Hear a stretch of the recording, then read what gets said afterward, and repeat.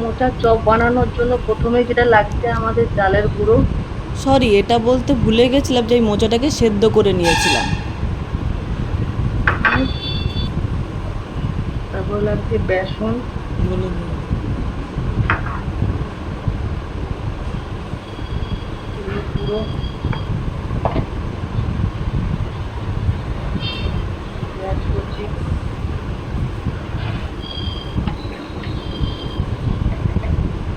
লঙ্কা গুঁড়ো,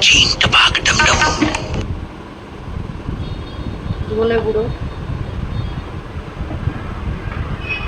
অল্প জিরে গুঁড়ো, গরম মশলা গুঁড়ো, নুন,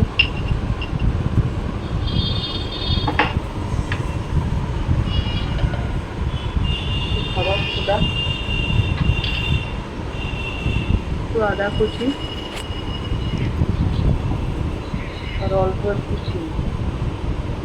এটা সব কিছু দিয়ে আমি এটাকে মাখবো। তেলটা গরম হয়ে গেছে, এরপরে আমি এগুলোকে বড়ার আকারে ছেড়ে দেবো।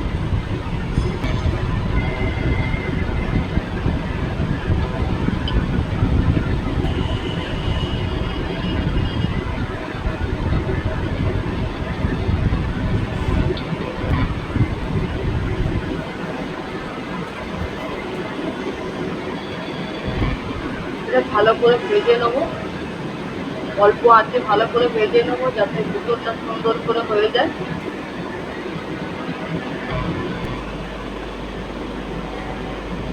কত সুন্দর করে দেখতে লাগছে, আর এটা খেতেও সুন্দর খুব হয়েছে। ভালো হয়।